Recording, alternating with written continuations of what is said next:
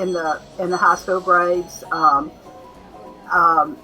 My grandchildren's classes right now are about 20 to 24 with a teacher and a parapro. Well, yeah. I'm not sure that I've ever met a teacher that didn't love her job. And certainly nowadays we find teachers spending hundreds, maybe even thousands of their own dollars buying extracurricular school supplies for the students to make their classes. I know. I had some lemonade that went down the wrong way, I think. Well, somebody once said to me, didn't I think that there ought to be a mandatory retirement age for teachers? And I said, I don't know a teacher who does not retire pretty much when they are able to. You know,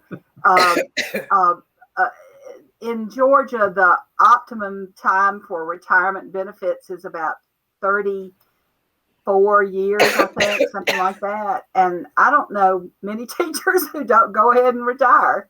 Used to, that wasn't the case. But yeah. I think with improved retirement benefits, you could teach half day. Excuse me. After you retired, you get full retirement and half your salary. And that was a deal.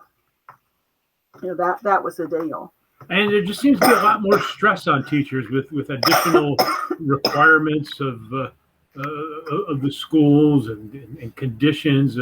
I can understand why they're ready to go when the time comes. Yes, so the expectations, I actually have taught everything from pre-K to college and technical school and English as a second language. So one thing I can say about the foreign students, they really, really appreciate you. I was in Turkey. And I'd be, out shopping and I'd run into a student and they would say, my teacher, and introduce me to their friends. But they hold teachers, at high esteem. But when I taught in college here, a lot of the younger people, and it's gotten worse, they talk about the helicopter parents and the children come to college not prepared, and every time something goes wrong, they're calling their parents, and the parents are coming up, to talk to the people in student services and not holding them accountable, for what they're doing wrong. So I stayed in residence life for 5 years, and I heard that's about as much as you can do. Well, people would ask me how I stayed 30 years at a preschool, and I said it's because I was the director and I had a door that closed. Yes. And I could go in my office and shut that door. But there's no question we love our teachers, and if we look back at some of the most important mentors, most important guides in our life, it's usually an elementary school teacher. And I know I can name all of mine from first grade through sixth. And they probably remember you too. At that note, I think we're going to move on to opening the show. Thank you for pointing that out, Lee. Good morning, good afternoon, good evening, wherever you happen to be, everybody. Welcome to the Rare Book Cafe, the book lovers rendezvous, where the topics are priceless and the conversation is free. I'm your host, Ed Markiewicz from Montgomery Rare Books in Portland, Oregon, and our co-host, Linn, is here with us. Hello, Lee. Good morning, Ed. Good morning from Ridge Books afternoon. in Calhoun, Georgia. And Gigi Best of the Best Richardson African Diaspora Literature and Cultural Museum, currently in Tampa, Florida, but soon to be moving to St. Augustine. Hello, Gigi. Hi, how you doing? Tip top, number one. Mm-hmm. We are here every Saturday at 9:30 Pacific time. That's my time out here on the left coast. 12:30 Eastern time and 5:30 Greenwich Mean Time for all of you on the other side of the pond. You can find us and our lovely visages on YouTube and Facebook. And if you can't handle the beauty of this cast, You can find us on your favorite podcast wherever good podcasts are given away for free. We're a virtual cafe accessible anywhere in the world. You can get an internet connection, and everyone is welcome. We're here for the love of books and the pleasure we take in sharing that joy with others. Today is our back to school edition. Here we are, the early first weekend in August, and many students will be going to school on Monday. Seems to be some locations children go to school earlier and earlier in the year. I know I never made it back to school until right after Labor Day. How about the two of you? When did school start for you? Labor Day, after Labor Day, usually. Yes. Our schools here start a week from Wednesday on the 11th. Okay. Yeah. And they have started mid-August for a number of years. Yeah, here in Florida they do, but in New Jersey where I went to school, we always went, you know, the day after Labor Day, depending on when it was, but it was always after Labor Day. Right. Yeah. And here they get off, they go to school, take a break for Labor Day, and then go back, which to me is really odd because, you know, you're just getting back into school and it's interrupted. Well, ours just get the day of Labor Day off, but then we get a week in October for a fall break, which is nice because you can go to the mountains or, you know, things like that. But it really, summer just becomes almost non-existent.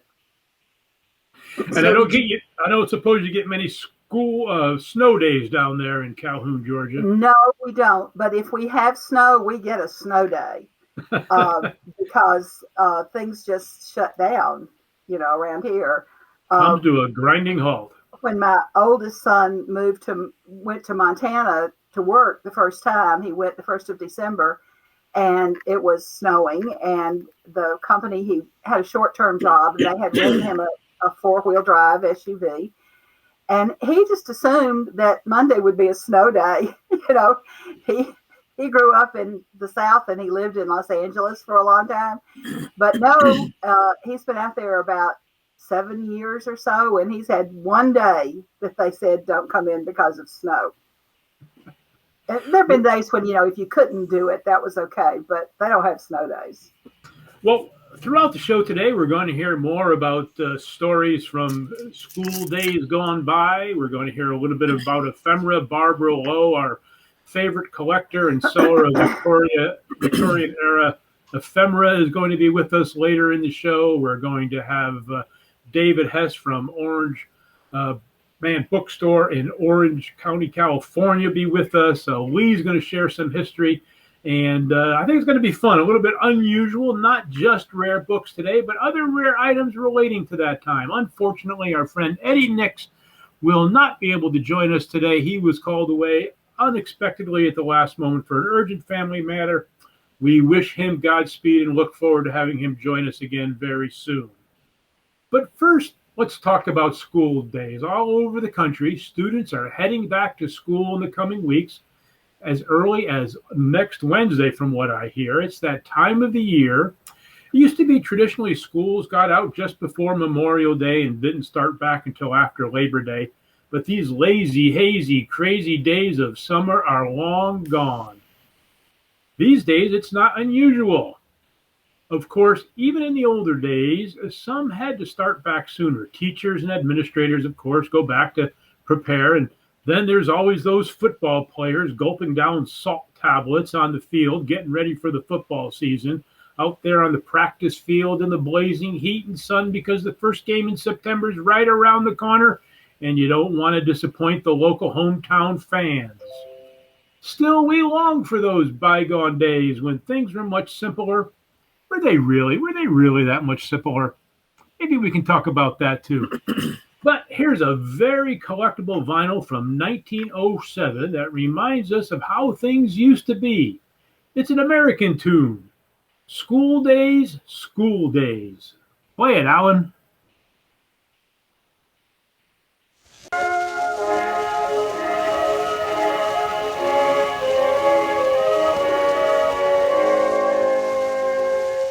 No Junery, darling, nothing to do, you say. Let's take a trip on memory ship back to the bygone day. Sail to the old village schoolhouse, anchor outside the school door. Look in and see, there's you and there's me, a couple of kids once more.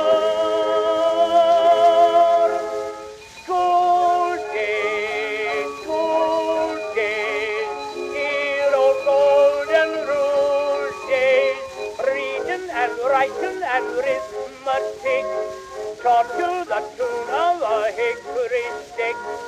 You were my queen in calico, I was your bashful barefoot beau, and you wrote on my slate, I love you, Joe, when we were a couple of kids.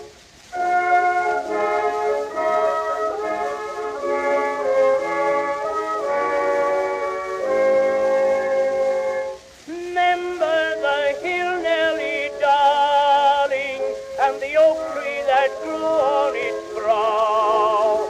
They built 40 stories upon that whole hill, and the oaks and old chestnut now. Remember the meadow so green, dear, so fragrant with clover and maize. It's a new city lot and preferred business plot. They've cut them up since those days. School days, dear old golden rule days, reading and writing and arithmetic, taught to the tune of a hickory stick. You were my queen in calico, I was your bashful barefoot beau, and you wrote on my slate, I love you, Joe, when we were a couple of kids.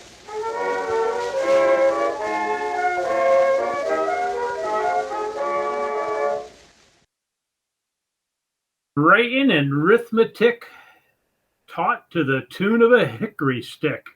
Ah, the good old days of corporal punishment. Did either of you have a hickory stick in school? Where I went to school in Jersey, they didn't do that. Nobody got their hands whacked or anything. So when I got, when I became grown and started traveling and I heard about schools that had corporal punishment, I was shocked. We didn't have it. Good. We didn't either, but you would hear tales like if you were going to be sent to the principal's office about what might happen to you if you got sent. And one of the elementary school principals here in Calhoun, who taught for a long time and was just the sweetest man, the rumor was that he had an electric paddle in the office. And, that if you got sent to Mr. Chambers' office, you're going to get spanked with the electric paddle. But I don't think there ever was one. But, it probably had a nice little psychological effect on some I think the fear of being punished was actually much worse than being punished. Yeah. Well, that tune was written by a vaudeville performer named Gus Edwards. Actually, he wrote the music for the song, and he collaborated with a fellow songwriter named Will D. Cobb back in 1907, who wrote the lyrics. School days, dear old golden rule days. All right, I won't punish you anymore.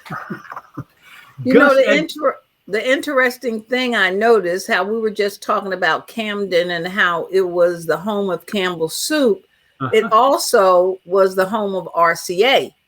And so that emblem with the dog looking into the megaphone, or I guess that was his what they call voice. it, the Victrola. I don't know what they called it back then. I can't remember, but yeah, that was the one. We saw that often.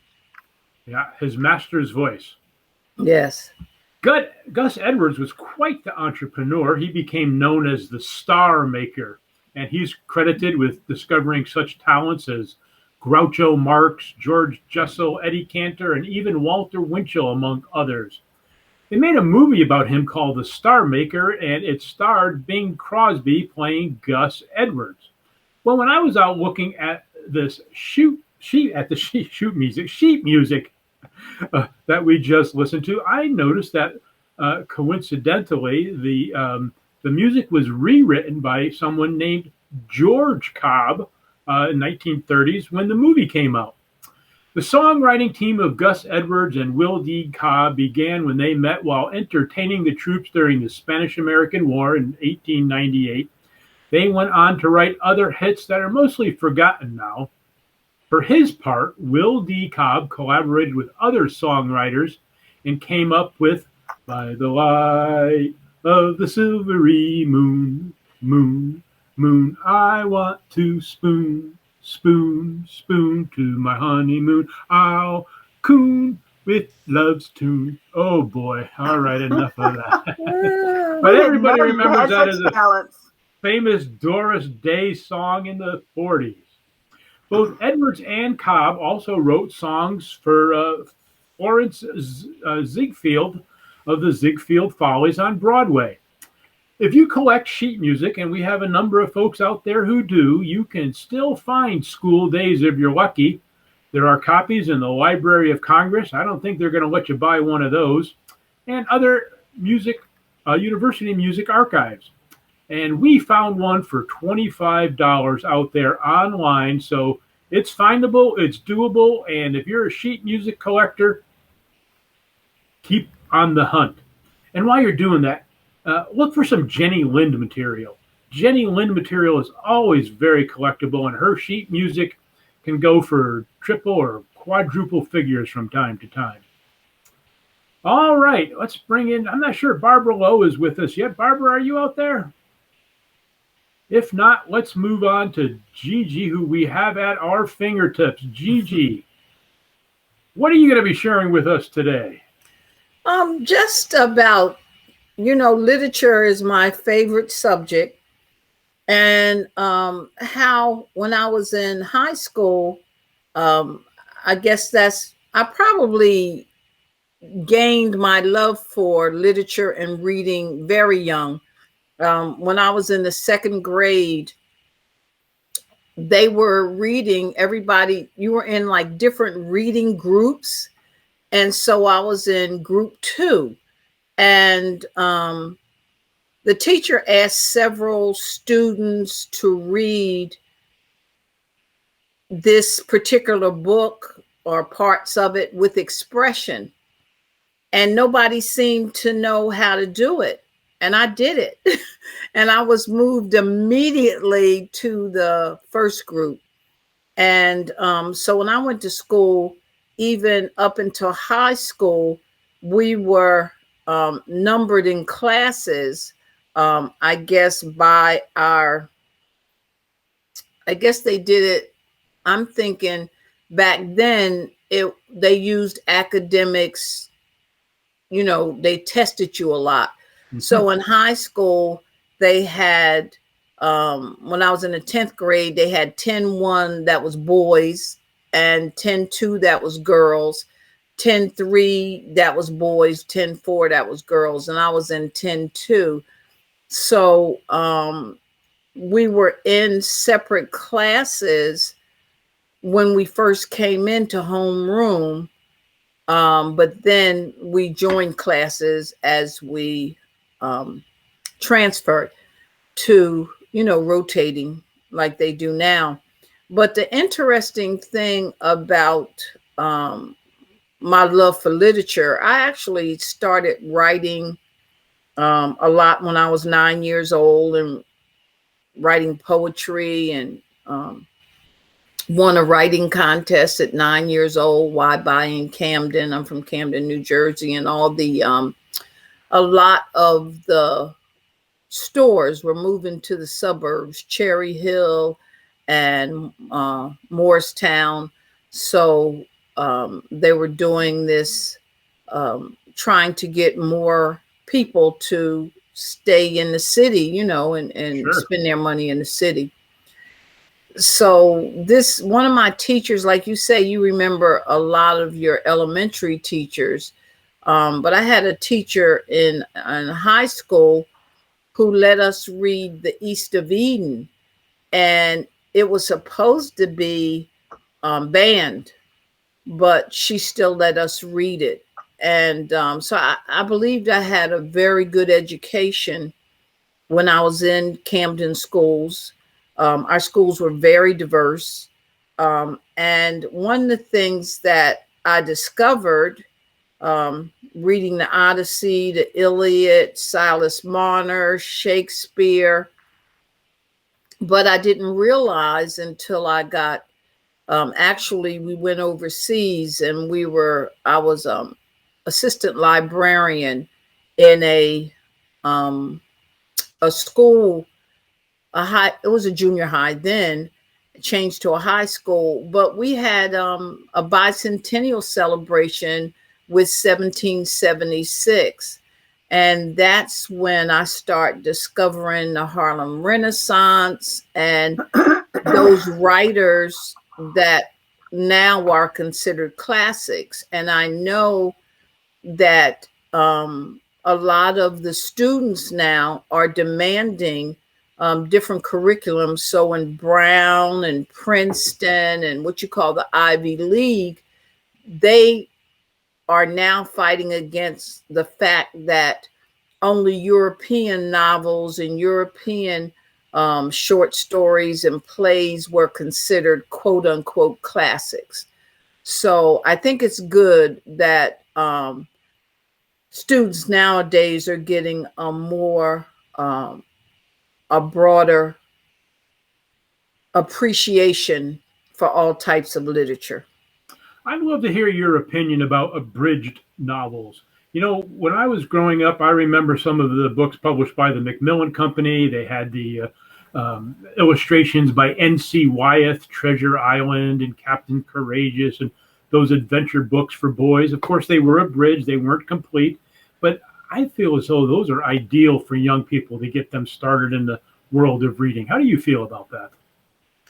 Well, I do believe, but there's so many more new books. And I think what's important now is people are writing books where children see themselves.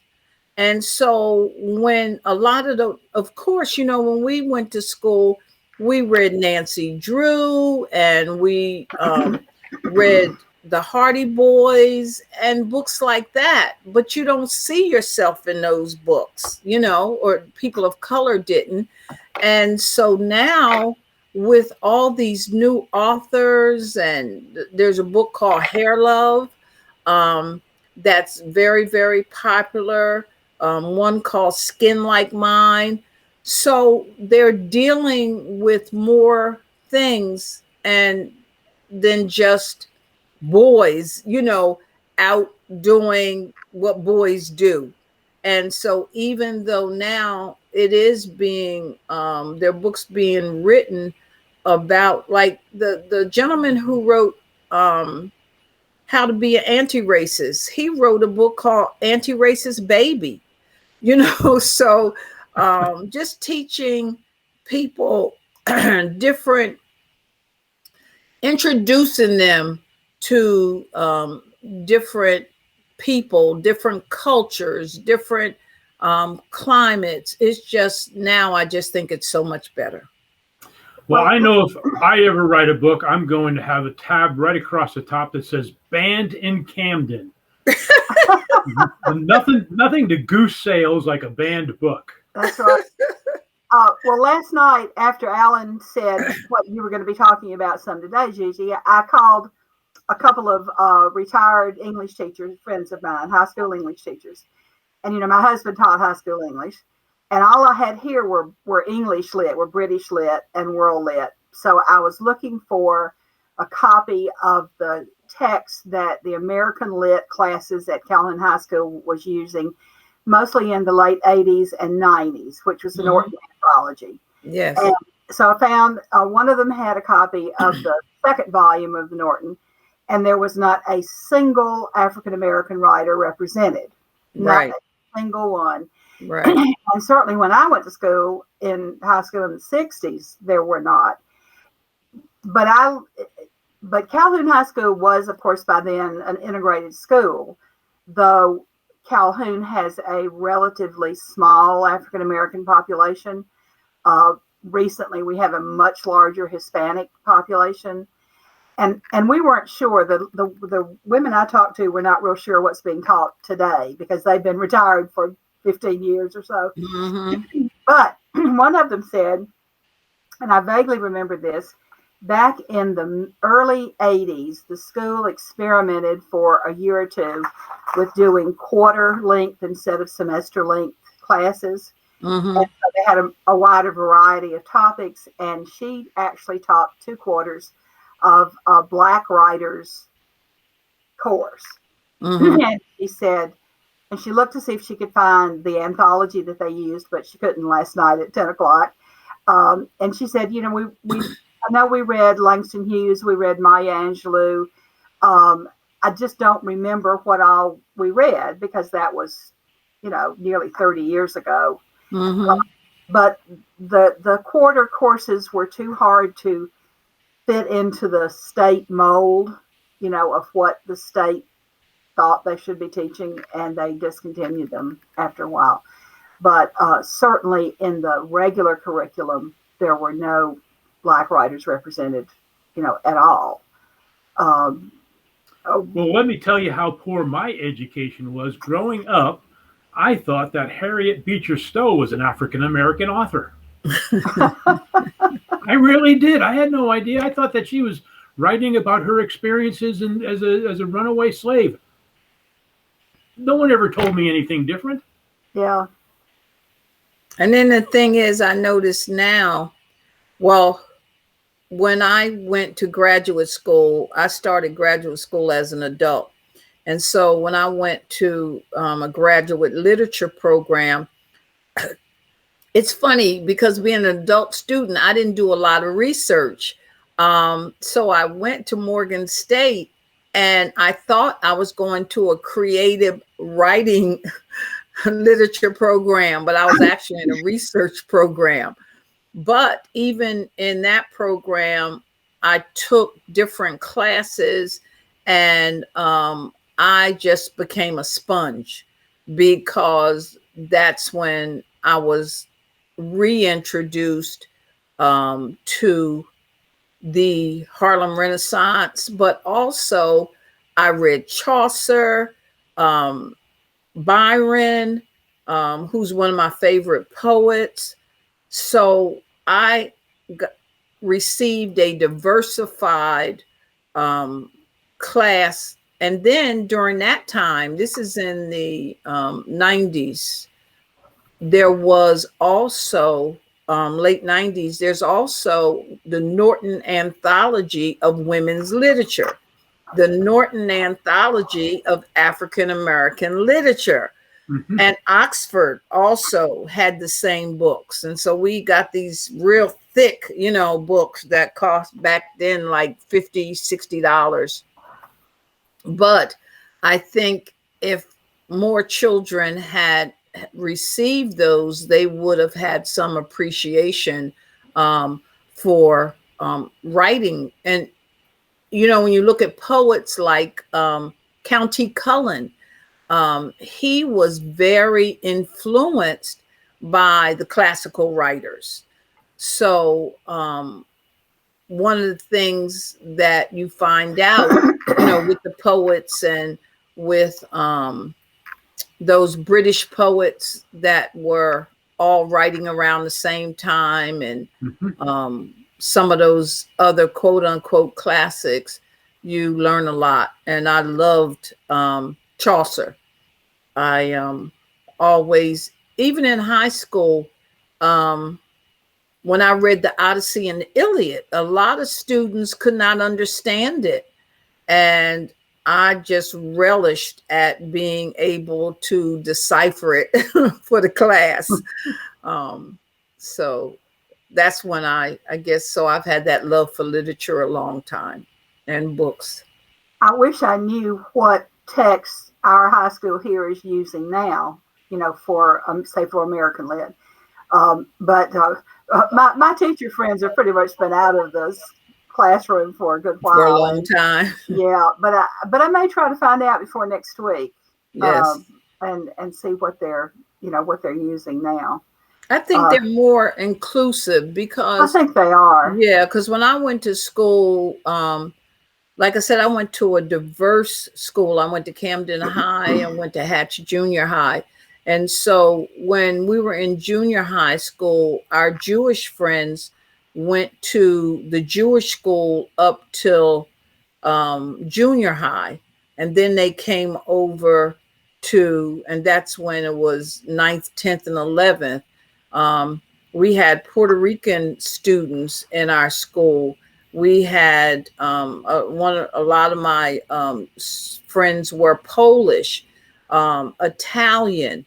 We just had a gamut of all different people. So the fact that, like you say, the curriculum was so Europeanized and did not favor, some of the other students that were there. Well, we were talking a little bit about the value of a public education before the show started, and I'm a big fan of our public schools, especially when they're supplemented by parental concern and control. I feel as though whenever there's a book that the public's not happy about and wants to be banned, they'll show up at the school board meeting and complain about it. However, when it goes in the opposite direction and we feel as though there are books that our children should be reading, that the anthologies should be updated, it's an equally important time for parents to get involved in encouraging the local curriculum, the local school boards, as the direction that we should be taking current literature education. If only they would. if only they would. Oh yeah, can you think what I don't even know why they banned East of Eden. I have no idea.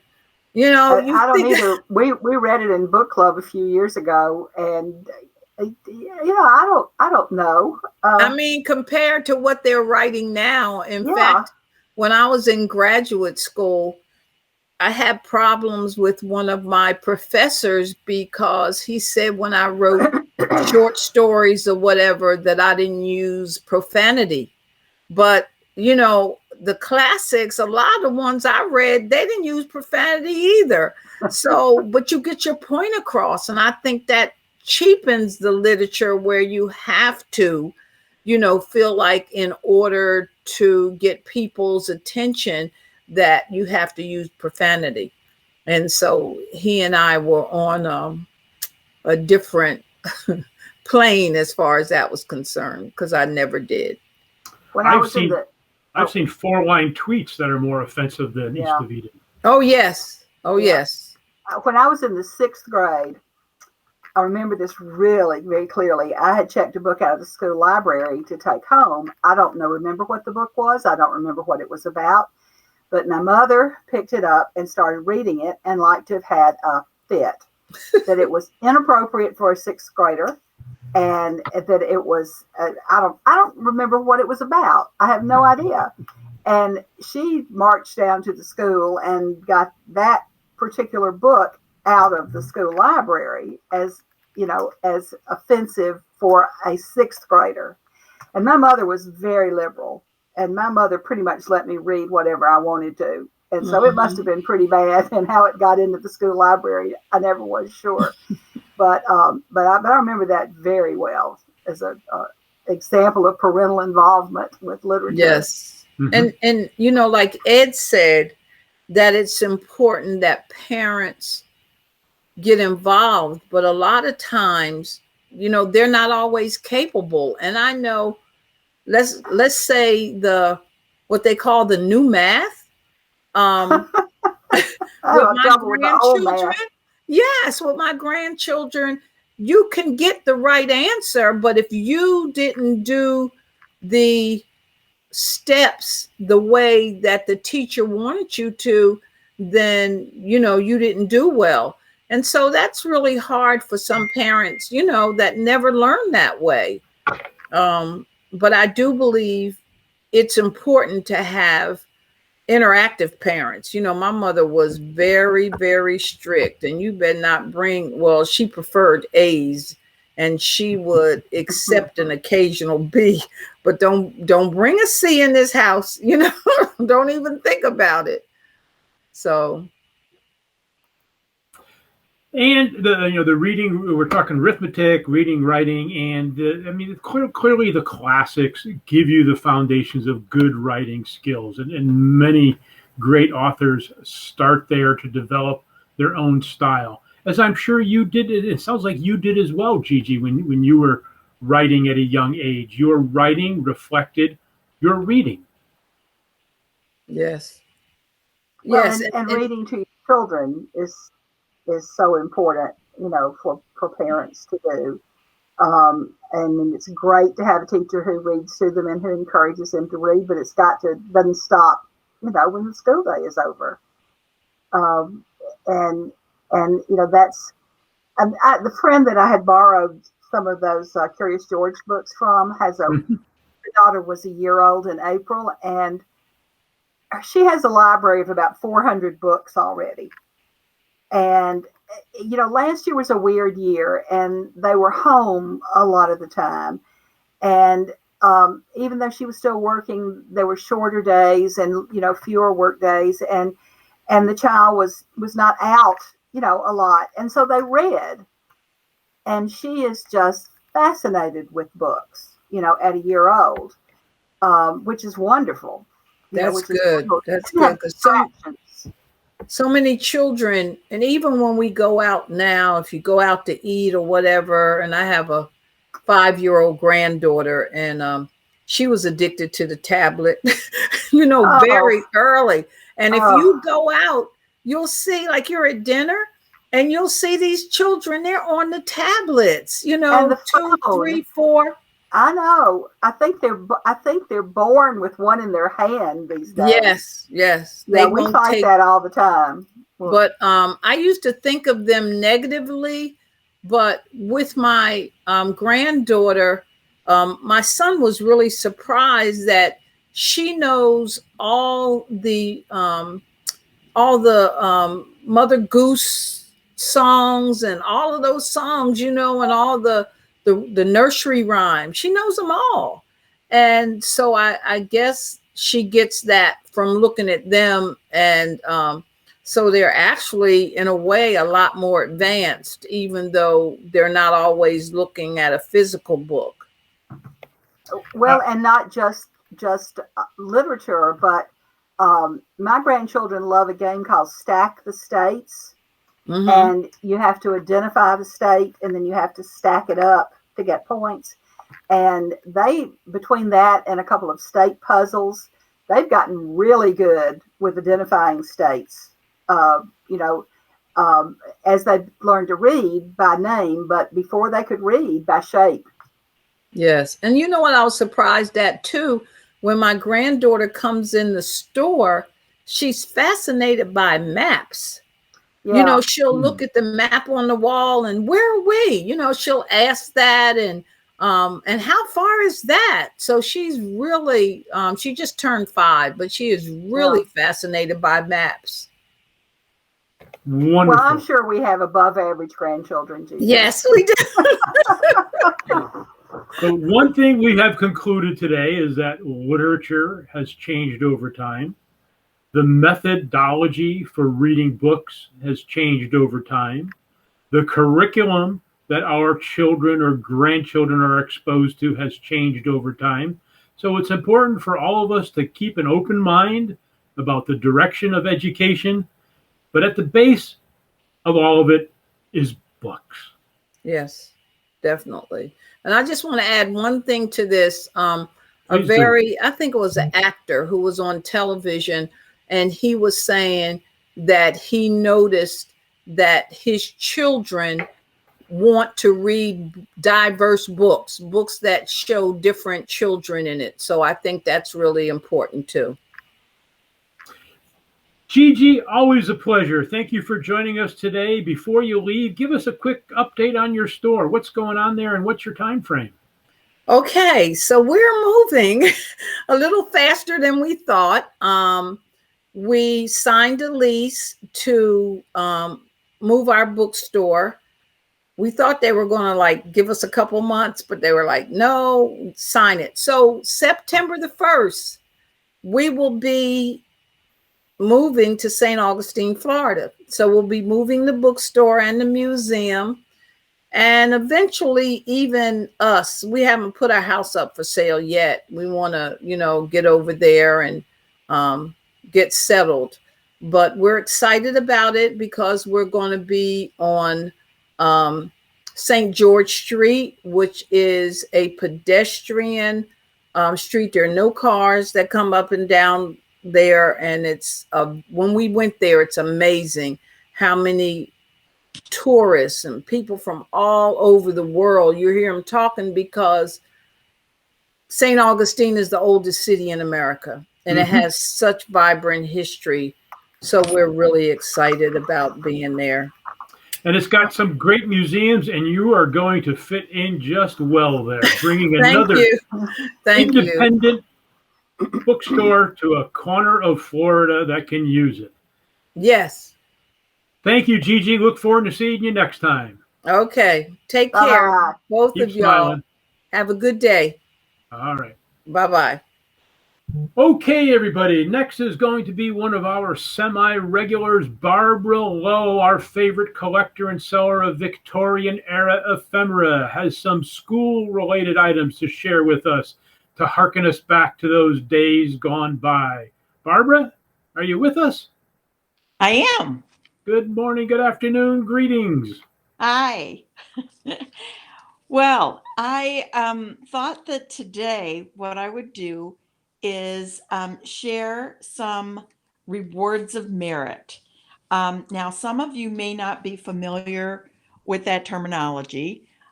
Most people know about getting demerits in school when they were bad, but rewards of merit kind of phased out more than 100 years ago.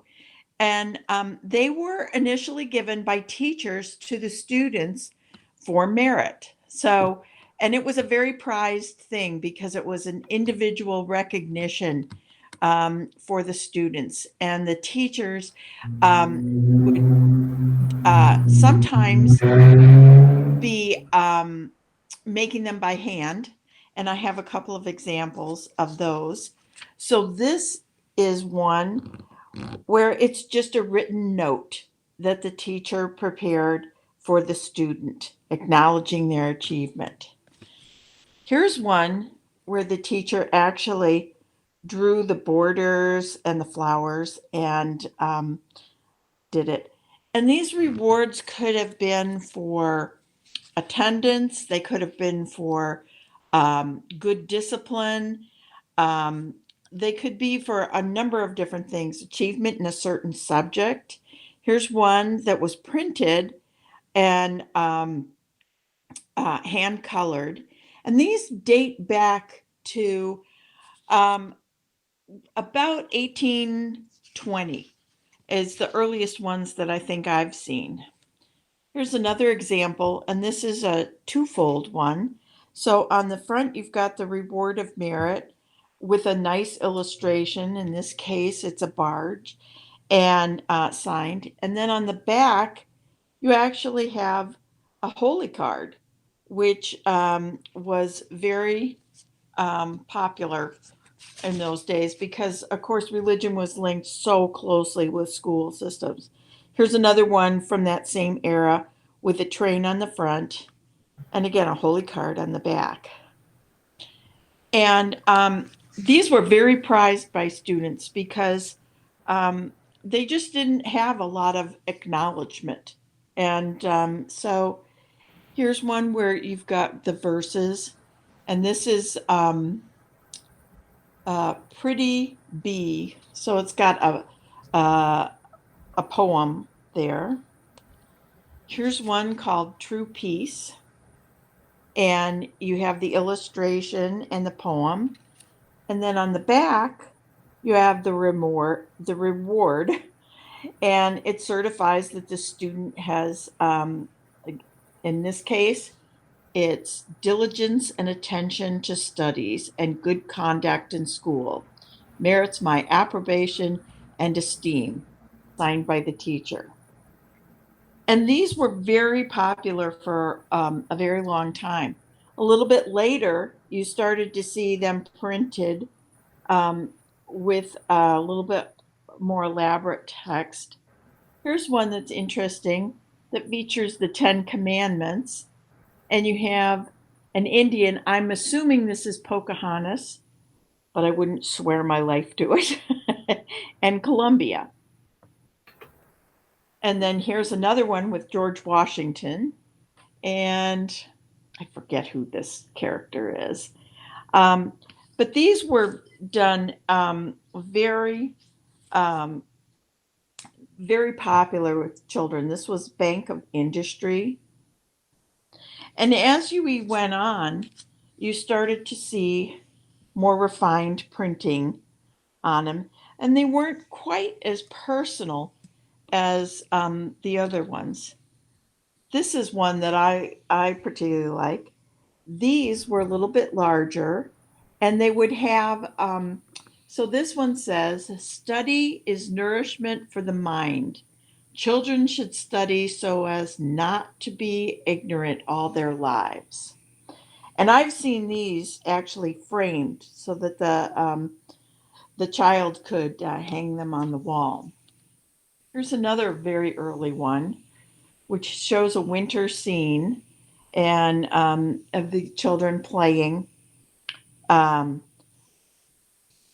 as we went on, you started to see where you started to get into chromolithography. And so this is actually a piece that's been glued onto the reward. So you've got the verse and the printing, and then they've glued on the picture. Here's another one of those, that type. And lots of times the pictures don't have anything at all to do with what the student is being acknowledged for, but it's just something pretty that they had. You know, you have to remember that at the time these were done in the 19th century, people didn't have a lot of color in their homes. They didn't have a lot of pictures on the wall. And so these were very prized, that they would have some sort of an illustration and an acknowledgement of both the child's achievement and then something nice to remember that by. Excuse me, Barbara. Yeah. Yeah, you know, it's not uncommon on the bookseller side to come are either printed on the front or inscribed on the front to the star student.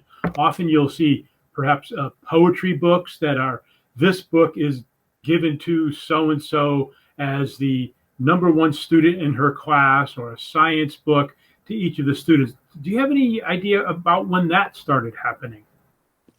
I really don't. But again, it's that whole idea of acknowledging the student's individual achievement. That Sure. is, Yeah. you know, they didn't just sit in the class, but they actually did something special, and the teacher is acknowledging it and wanting to share about that. And Certainly also with to let these, the with parents this, know. certainly with this short form ephemera, it's easier to recognize more students than Yes. just the prize student of the class or the prize student of science or math for that year. So you can more broadly recognize the children in your class. Yes, and because if you think about it, a book was a very expensive thing. That was really a special luxury item. Whereas, you know, you have a reward of merit, especially going back to the really early ones in the 1820s and stuff. You've got, you know, all that the teacher required was maybe some color, some watercolors, and piece of paper, and they could create something memorable. whereas I would expect a book would have been later because that was really a prized possession. Sure.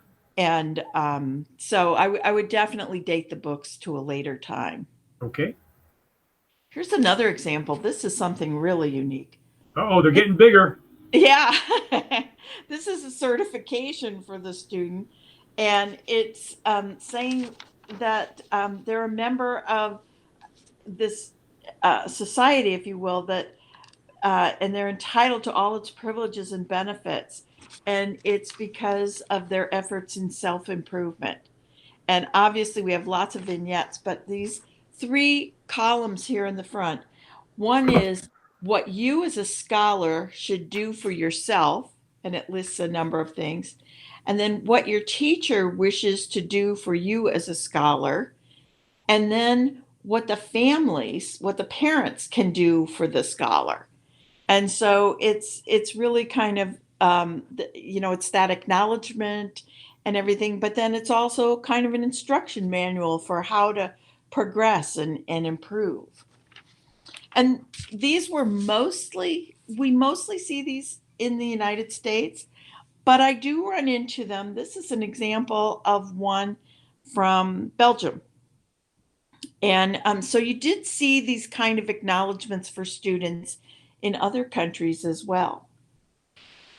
And it's such an interesting thing to take a look at these and see what they are. I just recently came upon a collection of, I can't remember, 13 or 14 that were all to the same student from different teachers, but within a 2-year period from 1821 to 1823.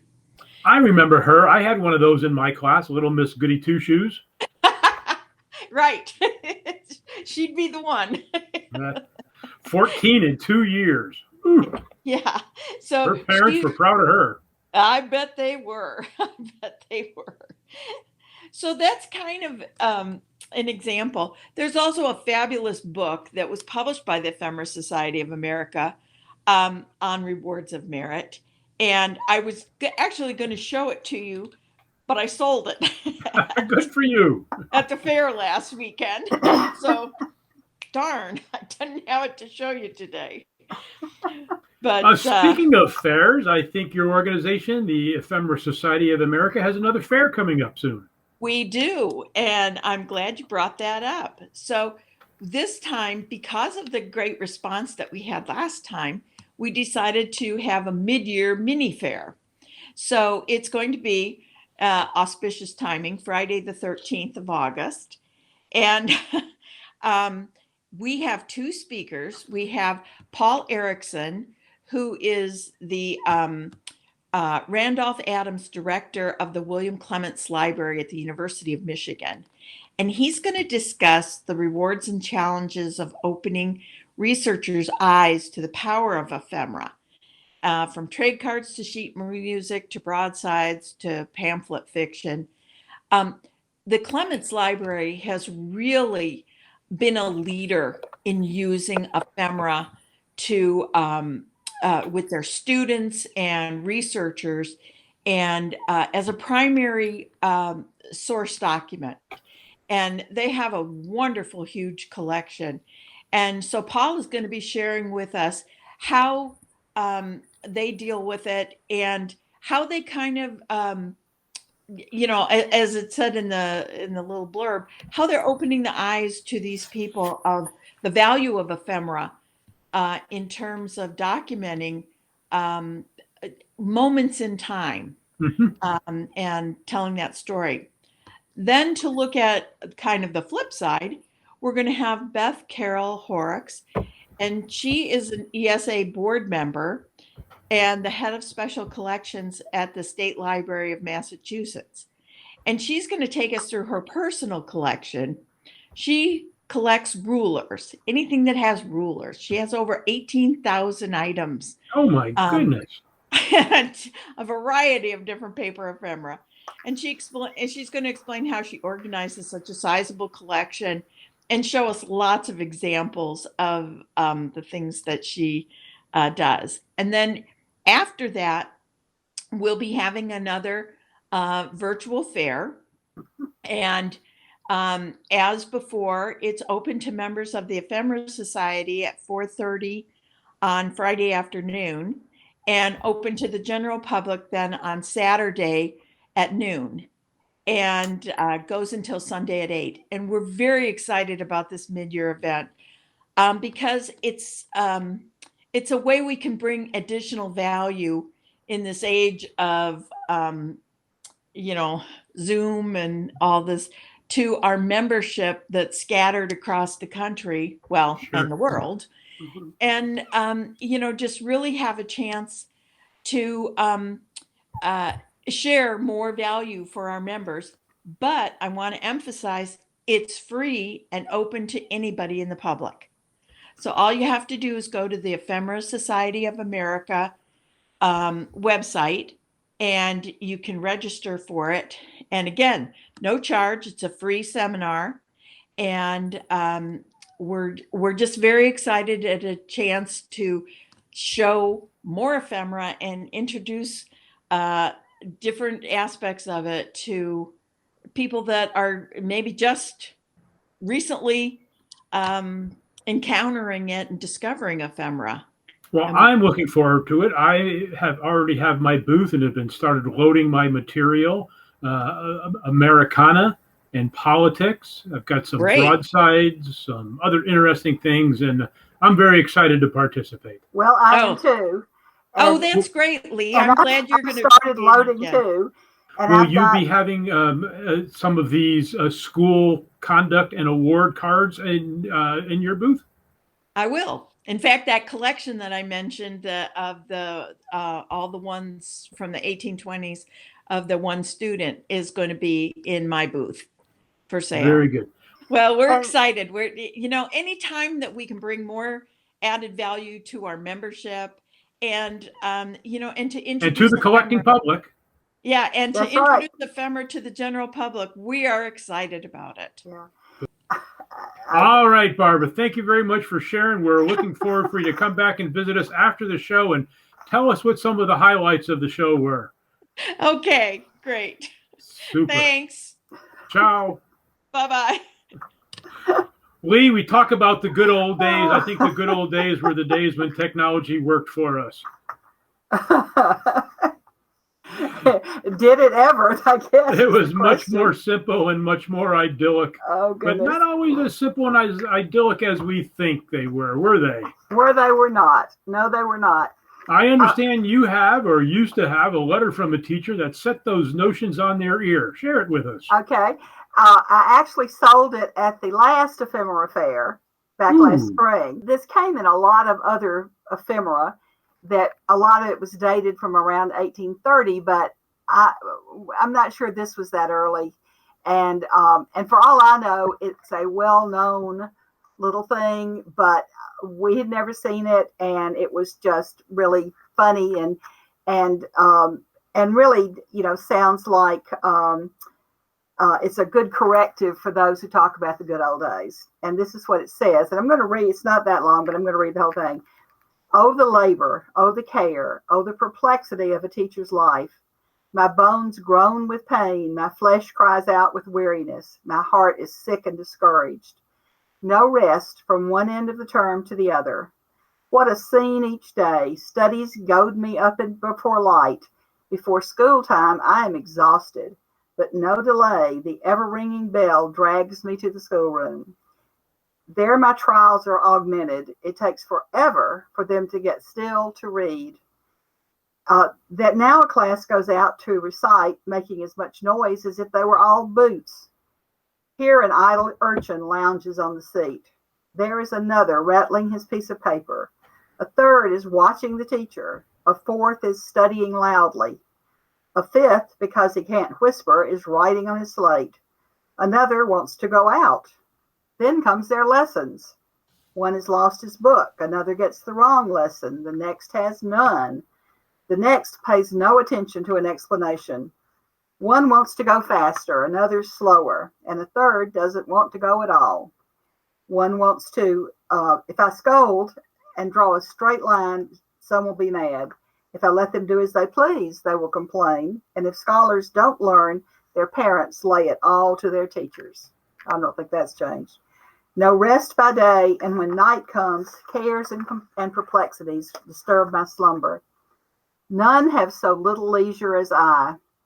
I will leave this tiresome business and will take up the law, where all is leisure and amusement.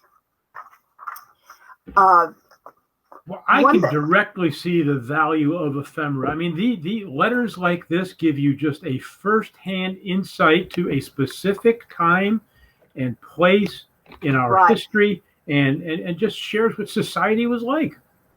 And in contrast to that, this is a book called The Teacher, Moral Instruction and Governance, and Moral Instructions Employed in the Instruction and Governance of the Young, from 1854 by Jacob Abbott. And I did not get around to looking Mr. Abbott up. Oh, Jacob Abbott is a very famous individual in America, very well-known early education philosopher from Baltimore, Maryland. Okay. Well, here's what Mr. Abbott has to say about his book. And I'm going to get a little light on this so I can read it. Although moral influences are the chief foundations on which the power of the teacher over the minds and hearts of his pupils is, according to this treatise, to rest, still it must not be imagined that the system here recommended is one of persuasion. It is a system of authority, supreme and unlimited authority, a point essential in all plans for the supervision of the young, but it is authority secured and maintained as far as possible by moral measures. There will be no dispute about the propriety of making the most of this class of means. So, according to Mr. Abbott, we're gonna be in charge. And later in the book, he talks about his experiences at a specific school, and he had this sign that says "study time." And if the sign said study time, students could not talk, they could not ask to go out, they could not do anything that the teacher did not tell them to do. And if the sign was halfway down, they could whisper, and it was only if the sign were completely closed that they could get up out of their desk or even ask a question. But if the sign says study time, they are to be absolutely quiet, absolutely still, and cannot open their mouths unless asked by the teacher to respond. So I need to read up some on him. Like I said, I didn't have time yesterday to do that, partly because my refrigerator has died, and I've had to be dealing with that. I apologize. He was an English educator. I said Baltimore, but he was an English educator. But his philosophies did make it over here to this side of the pond. This is the new and revised edition from Harper Brothers, so it is an American edition. But those I thought were a kind of a contrast between what the poor teacher was going through and what Mr. Abbott was recommending. I have another book on teaching methods in high schools from the 1920s, and it's still pretty strict. That is really strict as far as their recommendations, for keeping control in the classrooms and how important that is. But another kind of interesting book is from South Carolina, and it's on excellent teachers, their qualities and qualifications. And this is from 1944. And it was based on responses from teachers and parents. And it's divided up. And South Carolina schools were segregated at that point. And so all the responses are divided up by race. And one interesting thing in looking at, they got responses from hundreds of people. And one of the interesting things that showed up was the importance of appearance to particularly the parents, that they expected the teachers to be neat and tidy, and that their personalities, and not their ankles. I reckon, and that their personalities were important, and that it ranked a lot higher than their scholastic qualifications, which was kind of interesting. And there were some differences in responses from both the white population and the African American population in responses. But those were all, kind of interesting on the rules for teachers as opposed to what was going on with teachers. And I have a very short, if we have time, Please. A little story. My mother-in-law taught third grade here in Calhoun, in Gordon County, for many, many, many years, and she retired in 1968. And her former students, of which there were many, and there for years there were very few people in Gordon County who had not been taught by one Linn or another. That's not so true anymore, but it used to be. And her former students said that she was very sweet, but she didn't put up with a lot of nonsense. Her principal visited her room one day to find a little boy in the back of the room sound asleep. Of course, he promptly woke the child up, gave him a lecture on sleeping in class, and turned to Mabel, expecting her to be thrilled that he had, come in and solved her problem with this little boy. And she responded, "Why did you wake him up? That's the only time I can get anything done in this class." So discipline and methods of controlling your class can vary a good bit. So I don't know how much that third grader learned, but presumably Mabel was able to teach something to the rest of the class. Lee, do you have any experience with old curriculum books, old school books? Very often people will bring me books, say, "Oh, I found this math book from 1880. They never really seem to have a lot of value. They don't. I did not bring them down with me today. I thought if we were doing 2 weeks of this, they might come into play. Sure. But they don't seem to have much value. And I think they were just published in such numbers. And so many editions, so many printings, so many revised editions, this kind of thing. But I do have some of those.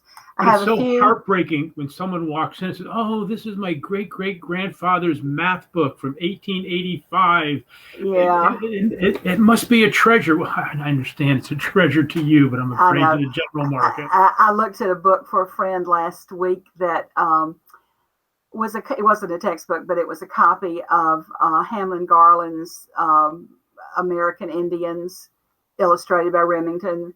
Mm-hmm. It wasn't in great shape, didn't have a dust jacket. It was the first edition, but max it could have been worth about $100, but there were copies for $25 available. And the friend who brought this person to me said, I know he was expecting something more than that on it, but that's the way it is. But I do have this is kind of funny. This is a pamphlet from 1922, put out by the Dr. Caldwell's Syrup Pepsin.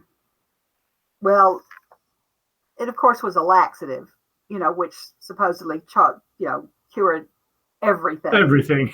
And it was distributed by a Rexall store in Jackson, Georgia. Was given to the store to give out to their customers. And according to this, pretty much any problem a child ever had in school could be solved by Dr. Caldwell's syrup. And went into detail how once a child got into high school and was playing football or going to dances, that they paid no attention to their regularity. And that was even more important, to be dosing them with Dr. Caldwell's at that point. And it's a big little booklet, with illustrations, and you can't tell much about it, but but a nice little booklet. And so I'm sure it probably sold a fair amount of Dr. Caldwell's syrup.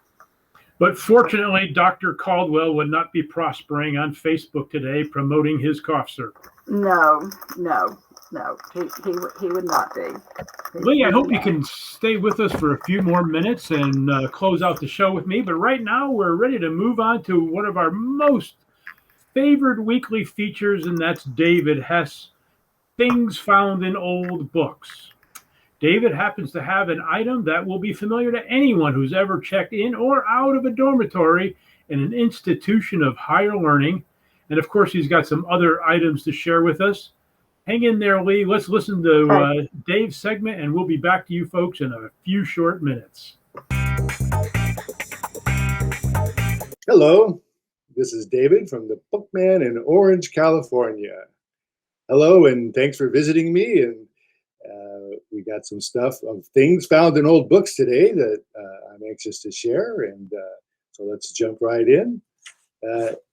These two items came in the other day, and they are from the Navy, or it's the Blue Jackets Manual, 1944. They issued these during World War II for the Navy. And then the Watch Officer's Guide. We got these two books here. They came in together. In one of the books, I found this little, let's see here. I'll bring better pictures to you. It's I guess it's an inventory. And what it says is Johnson, Philip Jr., with no middle initial, says none. It's a NROTC receipt. And what they said here is it's the allowances. They allow one blanket, then over here, there's a check mark with one. They allow 2 mattress covers. There's a check mark with 2. And then here it says Blue Jackets Manual, which is what I have over here. It has a line through it. And below that it says Night Seamanship, which is another book. And there's a check mark, 1. And below that, it says Watch Officer's Guide, which I have over here, and it has a line through it. And then it says, I hereby acknowledge receipt of the above listed items, which I will turn back in prior to my departure from the cruise ship. So, and then it's signed by Philip. So either he already owned these books and they didn't issue him the books, or he never returned them. So I don't know. I can't quite put it together. Up here, the corner is torn off. A little bit is like Missouri, so it might have been a ship, Missouri, the Missouri battleship, possibly.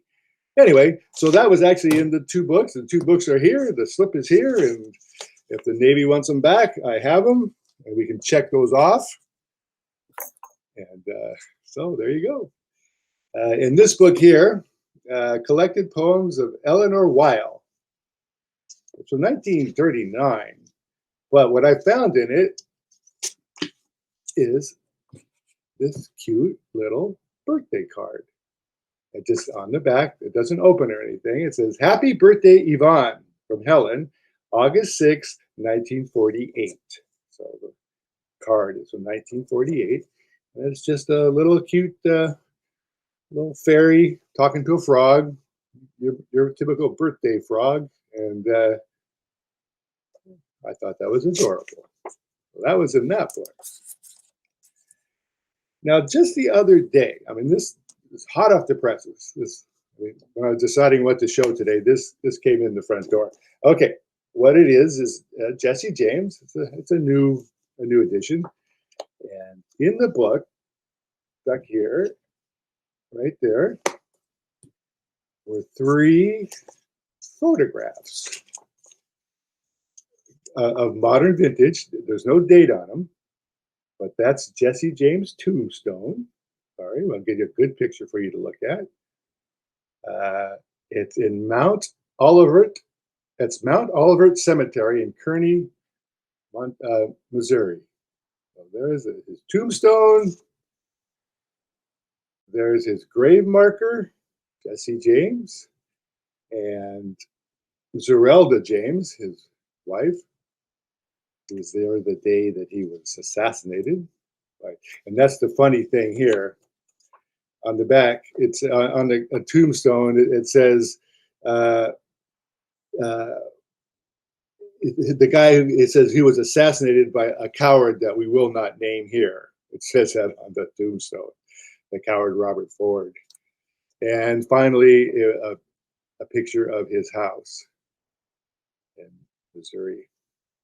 This is St. Joseph, Missouri, home and museum. So, like I said, these pictures aren't super old, but again, who takes pictures on cameras anymore? Most people do it on their phone. So I enjoy getting pictures. You don't, whereas, like I've said this before, little by little, we're probably going to not find many pictures in books anymore.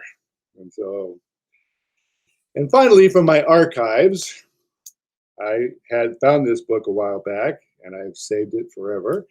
It's called Words of Wisdom. It's a little tiny book published by the world famous hosiery Knox Knit Hosiery, and this was published in 1908. And it has ads in it for Knox, Knox Knit Guarantee, not Knox, dyes and things like that. So you got that. But what it is basically is a book of words of wisdom. So, like, you pick a word like masters should be sometimes blind and sometimes deaf. Men apt to promise or apt to forget. Have not the cloak to make when it begins to rain. Have not the cloak to make when it begins to rain. So make your cloak ahead of time. Anyway, it's full of little quotes from 1908 with a gorgeous little picture of a woman playing tennis and a suitor behind her. And I thought that was super adorable, and I've kept it. I'm glad to share it with you here. If you guys have anything you would like to share on this segment, please email me at oldbook@ebookman.com. No S, oldbook@ebookman.com. Send a little description and a photo of what you got, and it would be my good pleasure to share it here on this segment. And that's all I have today, and thank you for tuning in, and I will see you next week. Bye-bye. We are back, folks. Thank you, David. Always entertaining and always enlightening. Lee, our producer, Alan Smith, this week has been communicating with some folks down there and close by his hometown in Florida. And he has a couple of comments from days gone by, from the older days when corporal punishment was an acceptable form of discipline, likely in the 1950s or earlier. Linda Burmilla of Bradenton, Florida says, I do remember Dad telling the principal that she had his permission to spank me if necessary, and that's why I didn't do anything wrong. Also, she wrote, followed by a cute little blushing emoji and another one of those halo emojis. Did you ever have any experience with corporal punishment, Lee? Not personally, but I do have kind of a story about it. My husband started teaching at Calhoun High School in 1968, and he was a big guy, and he didn't have problems in class. But he started after the first of the year. He had to come back to Calhoun from grad school because his father was ill, and there happened to be an opening at the high school, and the principal, who is still around and is just wonderful, but he'd been a football coach. He was a tough guy, and Bob happened to ask him, what he should do about behavior problems in the class. And so Tommy said, well, you go down the aisle and you're pushing the desk aside as you go down the aisle like this. You grab him up by the shoulders and you slam him up against the back wall of the classroom, and that should take care of your problems. But of course, it would bring you new problems. It would bring new problems. It would certainly bring new problems today. The closest I came was I went to a Catholic school for middle school, 7th, 8th, and 9th. And if we ever had to stay after for detention, the nuns used to make us transcribe in longhand the book of Genesis. Oh. Talk about writer's cramp, and that's about the closest I ever came to corporal punishment. Yeah, I kind of came along after that was really popular. But other than Mr. Chambers' electric paddle, I wonder who has the patent on that one. I don't know. I do have a wooden paddle here that some of my students gave him one year and inscribed to him. Very good. Yeah. We've got another note here from Norma, also in Florida. And let me remind our listeners, if there's anything about this show you want to share with us, please send us an email or leave us a comment on Facebook. We'd love to hear from you, and we'd love to tailor the show to your interests, whatever they may be in the world of rare books. But this time, Norma told us that she started school in England in the equivalent of preschool or kindergarten back when her dad was in the Air Force, and they were there for about 3 years. By the time they came back home to the United States, she had developed quite a cute little English accent, which made her the object of amusement among her classmates. Well, understandable, but unfortunate.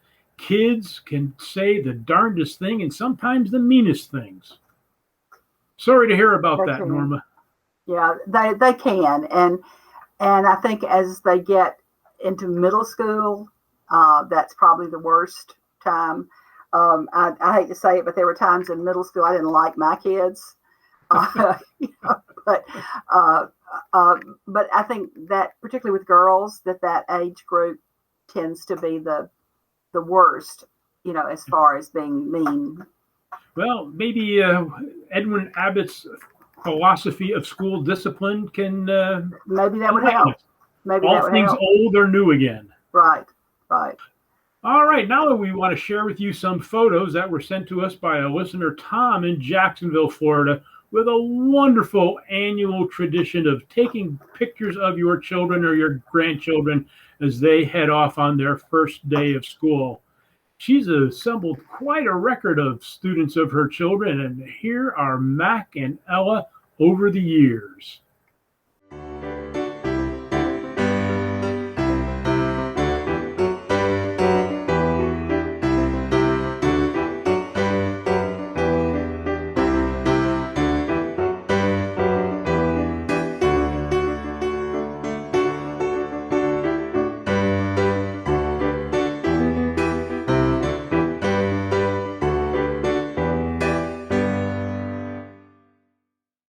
And finally, we're going to finish up our school memories with a note from Kay, who is 89 years old. Isn't it good that we've got an 89-year-old listener, Lee?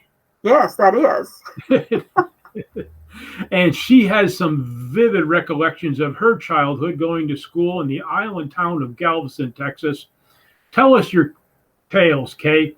Here we are with a short video from Kay.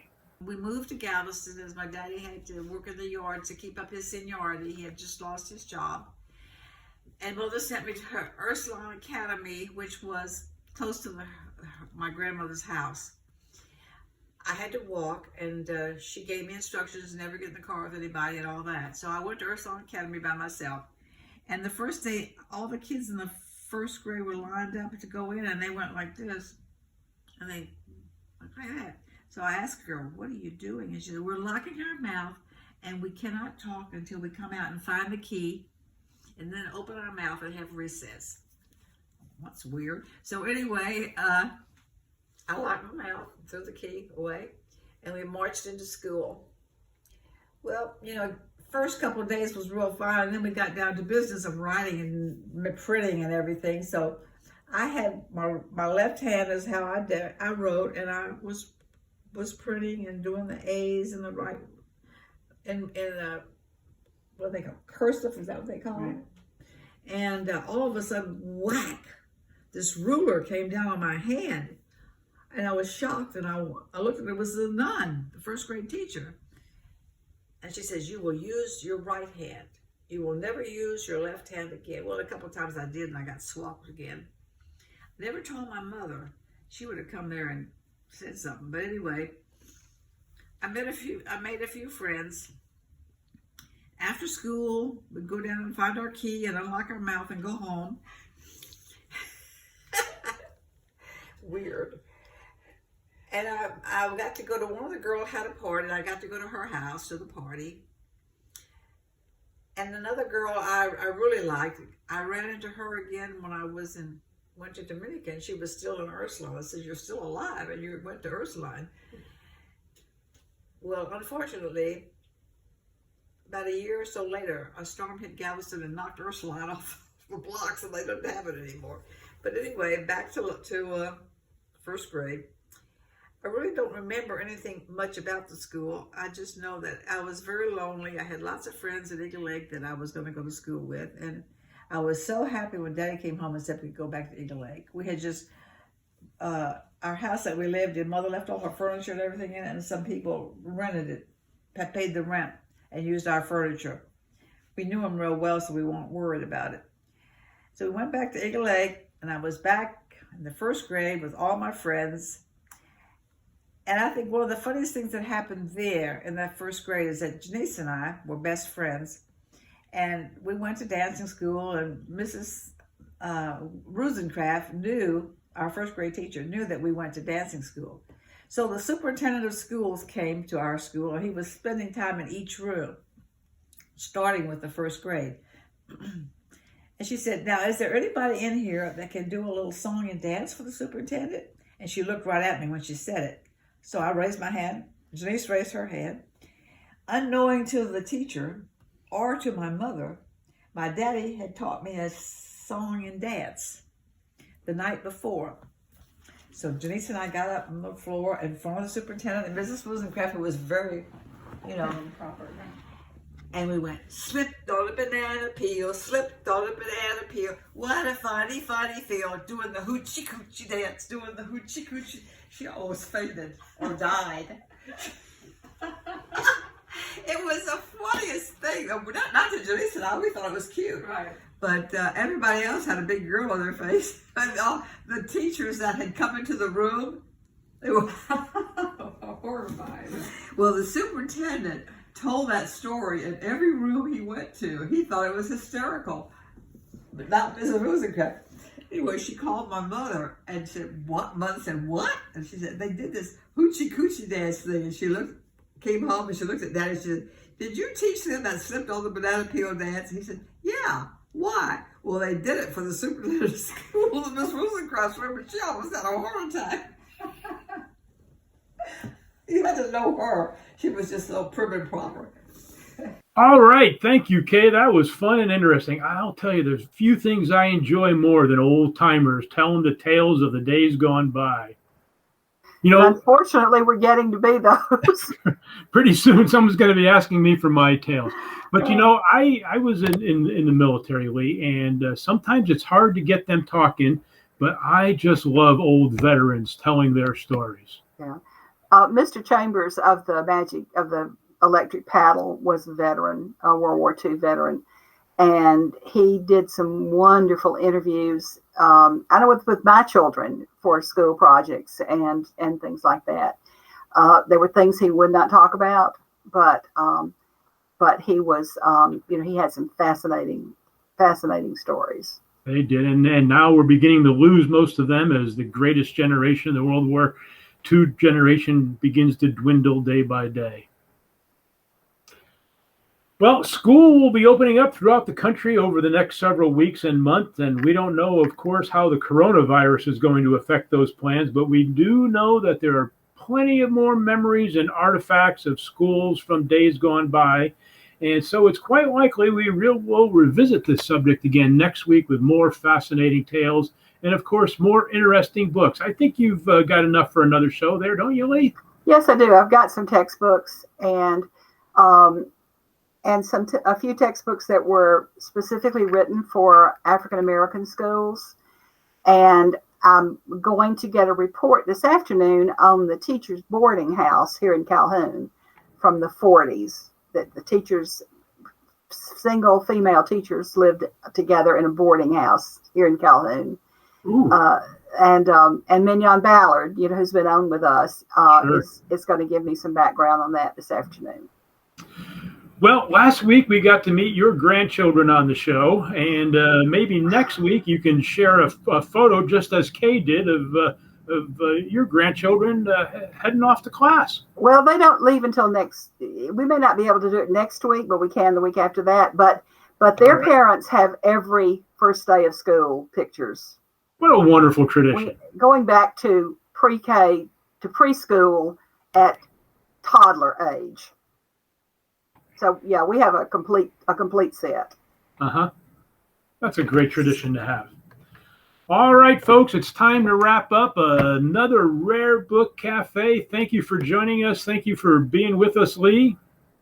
Good to be here. The Rare Book Cafe, the book lovers rendezvous, where the topics are priceless and the conversation is free. If you'd like us to talk more about books in the future, let us know what you're interested in. And here's a little bit of ragtime goodbye.